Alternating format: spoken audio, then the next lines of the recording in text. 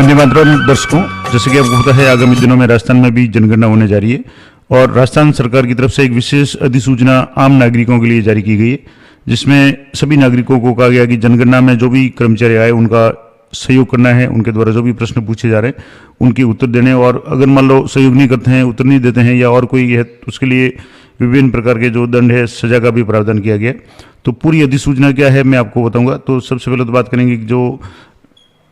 राजस्थान राजपत्र विशेषांक ये प्रकाशित हुआ अधिसूचना 6 अप्रैल 2026 को, यानी कल ही ये अधिसूचना प्रकाशित हुई है और इसमें क्लियर लिखा हुआ है कि जनगणना 2027 से संबंधित जनगणना कार्यों में पूर्ण सहयोग करें, ये आम नागरिकों को निर्देशित किया गया और जनगणना अधिकारियों या प्रगणकों द्वारा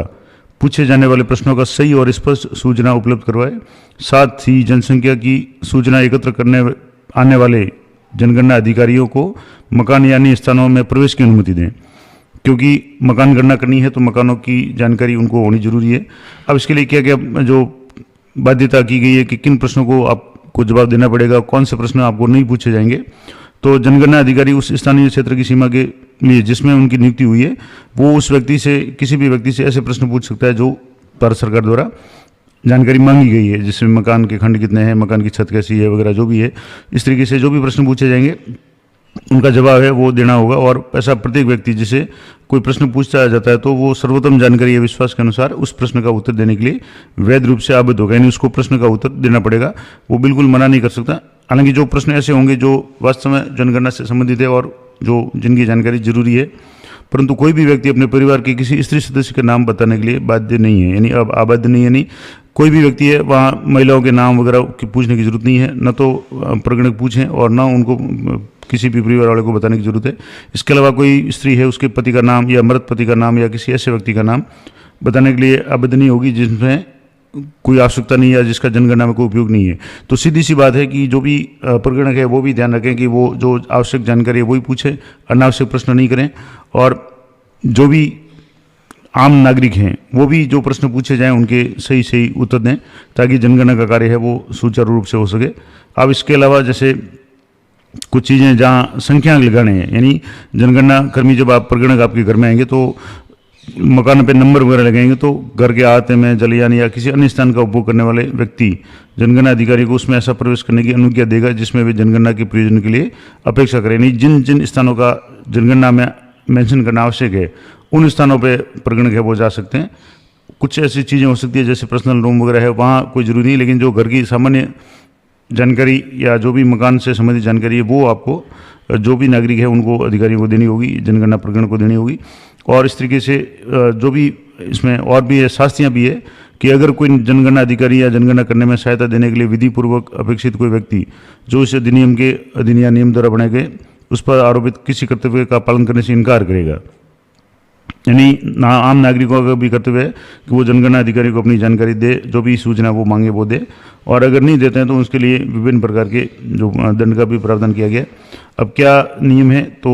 थोड़ा सा मैं आपको बता देता हूँ कि अगर मान लो कोई ऐसा व्यक्ति जो जनगणना अधिकारी द्वारा पूछे गए किसी ऐसे प्रश्न का जिसका उत्तर देने के लिए वह धारा 8 द्वारा वैध रूप से आबद्ध है, यानी जो प्रश्न जनगणना की प्रश्नावली में है, खास करके जो 33 प्रश्न होंगे जो जनगणना से संबंधित है, अगर उनसे संबंधित अगर कोई व्यक्ति मिथ्या उत्तर देता है, उत्तर नहीं देता है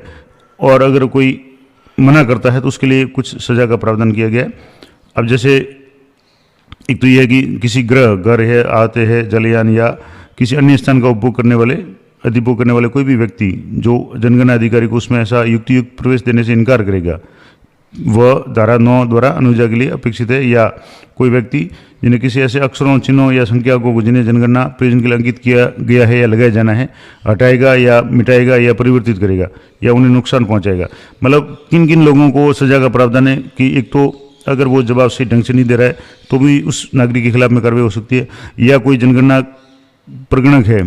जो आपके मकान पे कोई चिन्ह लगा रहे हैं, यानी संख्या लगा रहे हैं, मकान संख्या आवंटित करना जरूरी होगा, तो अगर मकान संख्या वगैरह कोई अंक लगा रहे हैं और उसको अगर कोई मिटाता है, उसको हटाता है, परिवर्तित करता है, नुकसान पहुंचाता है, तो भी वो इस नियम के अनुसार दोषी माना जाएगा।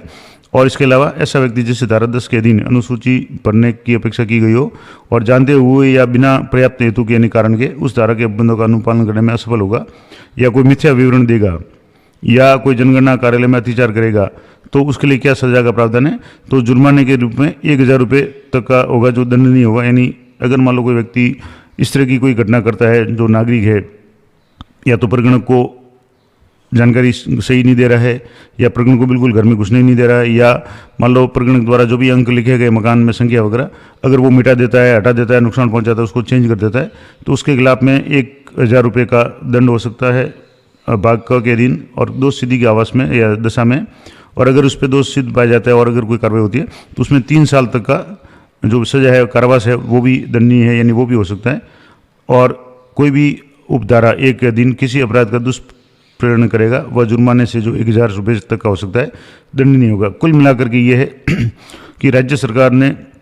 जनगणना के संबंध में आम नागरिकों को भी पाबंद किया है कि वो जब भी जनगणना अधिकारी कर्मचारी आपके घर पे आए उनको अपना पूरा सहयोग करें और उनको जैसे संख्या मकान संख्या लिख रहे तो लिखने दें, घर का जो भी मूल्यांकन करना चाहें या देखना चाहें कितने मंजिल है, कितना भवन है, छत कैसी है, जिन जो आवश्यक जानकारी है वो प्राप्त कर सकते हैं और उसमें उसको पूरा सहयोग करना है। तो ये जो है प्रमुख शासन सचिव महोदय की तरफ से महत्वपूर्ण आदेश जारी किया गया है। तो सामान्य रूप से इस अगर मान लो बात करें इस अधिसूचना की, तो राजस्थान की जो आम जनता के लिए जनगणना में सहयोग के लिए जो निर्देश दिए गए हैं, अब निर्देश की अगर पालना नहीं करते हैं तो 1,000 रुपये का आर्थिक दंड हो सकता है और दोष सिद्धि अगर होती है तो 3 साल की सजा हो सकती है। अब प्रश्न पूछेंगे, उनका उत्तर उनको देना पड़ेगा, लेकिन प्रश्न वही होंगे जो जनगणना से संबंधित होंगे। अनावश्यक प्रश्न है वो जो भी प्रगणक वगैरह है वो भी नहीं पूछे। दूसरा, मकान पे नंबर या निशान लगाने से मना नहीं कर सकते और न उसको मिटा सकते हैं, क्योंकि ये जनगणना का बहुत ही महत्वपूर्ण स्टेप है। और बार बार उच्च अधिकारियों द्वारा जो भी कार्य प्रगणक कर रहे हैं उनका अवलोकन किया जाएगा, तो नंबरिंग वगैरह देखी जाएगी, उसी से पता चलेगा कि वहाँ का जनगणना का कार्य हुआ या नहीं हुआ। और प्रगणक भी इस बात का ध्यान रखें कि घर की जो भी महिलाएं हैं उनका नाम वगैरह नहीं पूछें, क्योंकि जहाँ आवश्यक है मकान मालिक का नाम या घर के मुखिया का नाम है वो नाम आपको प्राप्त करना है। अन्यथा अन्य सदस्यों को या महिलाओं का या किसी विधवा महिला से पति का नाम वगैरह अगर मान लो नहीं पूछा है, नहीं जरूरत है, तो उसको नहीं पूछना है। ये थोड़ी सी जो भी प्रगणक वो भी साथ ही ध्यान रखें। तो ये पूरी जानकारी मैंने आपको बता दी कि ये महत्वपूर्ण अधिसूचनाएं जारी की गई राजस्थान सरकार की तरफ से। तो आम नागरिकों से भी यही अपेक्षा है कि वो जनगणना कर्मियों का सहयोग करें ताकि ये कार्य है वो आसानी से और सफलतापूर्वक हो सके। तो जानकारी अगर अच्छी लगे तो वीडियो को लाइक करें, शेयर करें। मिलते हैं नेक्स्ट वीडियो में, तब तक जय हिंद, जय भारत।